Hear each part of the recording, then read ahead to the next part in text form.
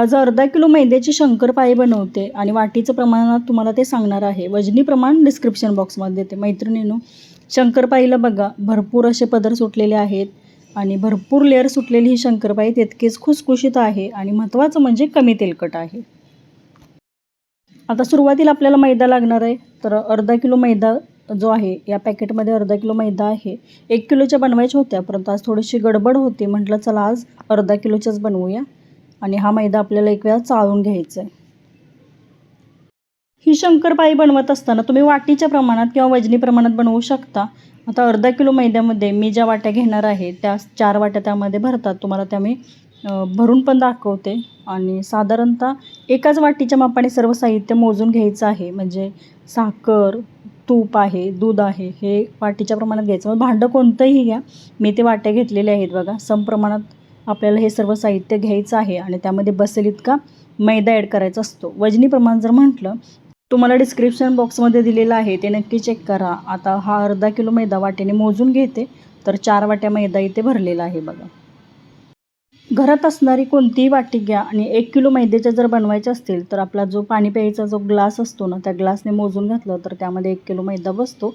आता मैत्रिणींनो, हे बघा तिन्ही साहित्य एका वाटीच्या मापाने घेतलेलं आहे. यामध्ये अर्धा किलो मैदा सहजरित्या बसतो किंवा त्यामध्ये बसेल इतका मैदा तुम्ही ॲड करू शकता. 1 वाटी साखर घेतली, त्यामध्ये 1 वाटी दूध घालायचं आहे. दुधाऐवजी पाण्याचा वापर करू शकता, परंतु काय होतं, पाण्याचा वापर केला की जास्त दिवस शंकरपाळी टिकते. आता मी बनवते अर्धा किलोची, त्यामुळे जास्त दिवस त्या शंकरपाळ्या राहणारच नाहीत, म्हणून मी दुधापासून बनवते. दूध वापरले तरी चालेल, साधारणतः 15 दिवस तर शंकरपाळ्या सहजरित्या चांगल्या टिकतात.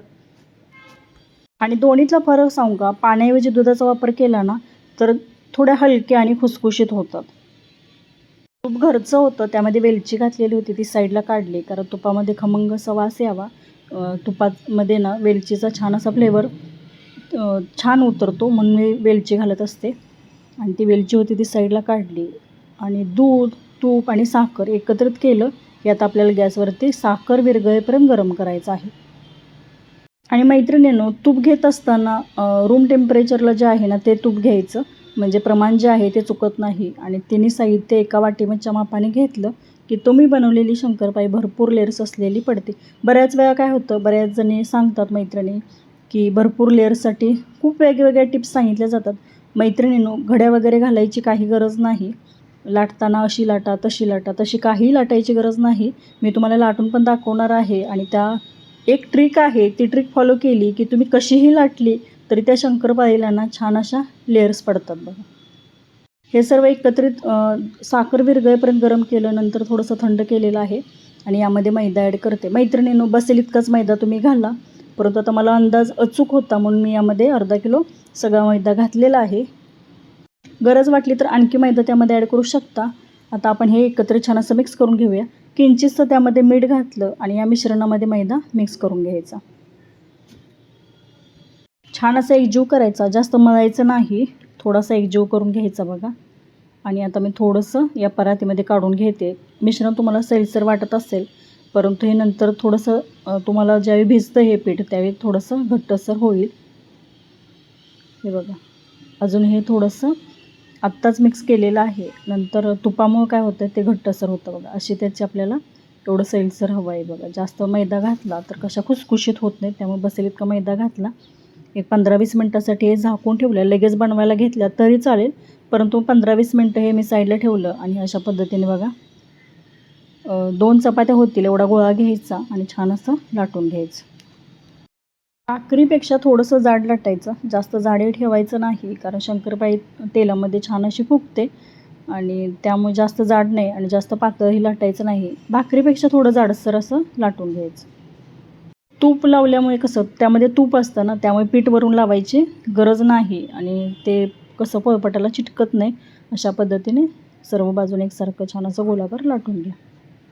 छान असं एकसारखं लाटलं. आता शंकरपाळी एकसारखी बनावी त्यासाठी त्याच्या कडा काढून घ्यायच्या. अशा पद्धतीने ना चौकोनी आपल्याला शंकरपाळी बनवून घ्यायच्या आहेत. उभे आडवे काप करून घेतले की एकसारख्या शंकरपाळ्या बनतात. आणि सगळ्या जर बनवून घेतल्यानंतर तळून घेतल्या तरी चालेल किंवा थोड्याशा बनवून नंतर राहिलेल्या तळून घेऊन बनवून घेतल्या तरी चालेल. आता अर्धा किलोच्या होत्या, तर काय करते, सगळ्या बनवून घेते आणि नंतर आपण शंकरपाळ्या तळून घेऊया. ज्या बनवलेल्या शंकरपाळ्या एका ताटात काढलेत बघा, या ज्या आहेत ना एकमेकाला चिटकत नाहीत, सगळ्या बनवून ठेवल्या तरी चालेल.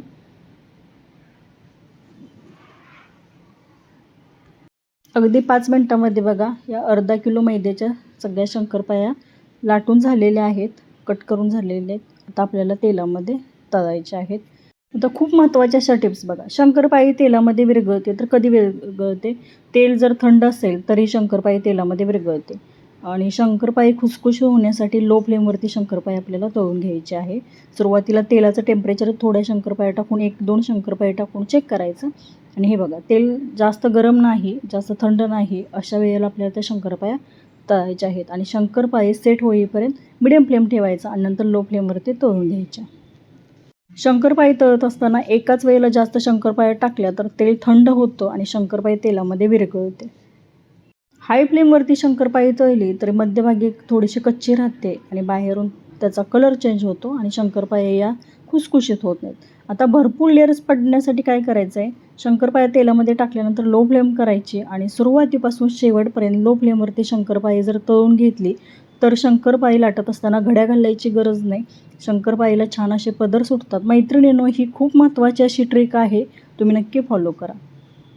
बऱ्याच व्हिडिओत मी पाहिलेलं आहे की अशी फोल्ड करा, तशी फोल्ड करा शंकरपाळी लाटत असताना, आणि म्हणजे अशा पद्धतीने शंकरपाळ्या बनवल्या तरच लेयर्स पडतात. मैत्रिणींनो, फोल्ड करायची गरज नाही. जसं आपण चपाती लाटतो त्या पद्धतीने लाटायचं आणि फक्त काय करायचं, तेलामध्ये तळत असताना लो फ्लेमवरती तळली की आपोआप त्याला छान असे भरपूर लेयर सुटतात.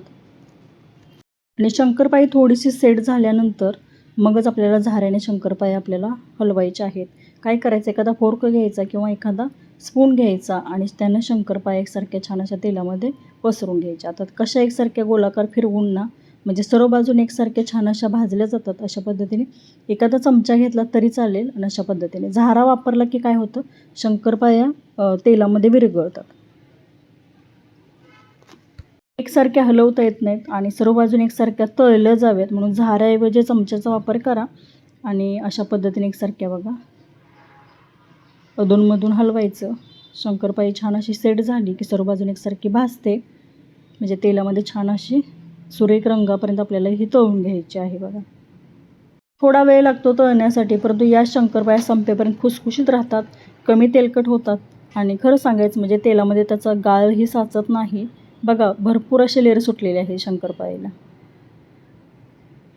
आपण ज्यावेळी शंकरपाळी बनवताना ज्यावेळी लाटली ना चपातीसारखं, त्यावेळी घड्या घातल्या नाहीत किंवा नॉर्मल जसं चपातीसाठीच लाटून घेतलं तरी पण खूप छान असे लेयर्स इथे पडलेले आहेत. छान अशी शंकरपाळी सेट होईपर्यंत असं फोर्कनंच अशा पद्धतीने घ्यायचं आणि शेवटी आपल्याला झाऱ्याच्या साहाय्याने या शंकरपाळ्या, हे बघा किती छान असे त्याला लेयर सुटलेले आहेत. हलका रंग त्याचा ब्राऊन झाला की आपल्याला या काढायच्या आहेत, कारण गरम असतात शंकरपाळ्यानंतर त्याचा रंग चेंज होतो. अशा रंगावरतीच आपल्याला शंकरपाळ्या काढून घ्यायच्या आहेत. प्रत्येक शंकरपाळीला छान असे लेयर्स पडलेले आहेत बघा आणि या छान अशा खारीसारख्या खुसखुशीत होतात. त्यामुळे मैत्रिणींनो, ही ट्रिक जी आहे ना नक्की फॉलो करा. हे बघा, आता या रंगावरतीच आपल्याला शंकरपाळ्या काढून घ्यायच्या आहेत, नाहीतर थोड्याशा लालसर होतात, म्हणून अशा पद्धतीनेच काढून घ्यायच्या. आणि आता तेल थोडंसं थंड झालेलं आहे बघा लो फ्लेमवरती, तर जास्त शंकरपाळ्या एकाच वेळेला घालायच्या नाही, थोड्या थोड्या करूनच तळून घ्यायच्या. जास्त शंकरपाळ्या तेलात टाकल्या की तेलाचं टेम्परेचर कमी होतं आणि शंकरपाळी पटकन तेलामध्ये विरघळते. मैत्रिणींनो, थोड्या शंकरपाळ्या तळून झालेल्या आहेत, थोड्या अजून तळायच्या बाकी आहेत. हे बघा, झालेत त्या शंकरपाळीला भरपूर असे लेयर सुटलेले आहेत, अजून गरम आहेत, तरी पण तुम्हाला मी दाखवते की शंकरपाळी किती छान अशी खुसखुशीत झालेली आहे. हे बघा, इथं तळायसाठी ना लो फ्लेमवरती, अगदी लो फ्लेमवरती शंकरपाळी मी तळत आहे आणि एवढ्या तळून झालेत. अजून थोड्याशा ज्या बाकी आहेत त्या आपल्याला तळायच्या आहेत. पण शंकरपाळी बघा खुसखुशीत आहे. तुम्हाला एक शंकरपाळी तोडून दाखवते, बिस्किटापेक्षाही भारी खुसखुशीत अशी झालेली आहे.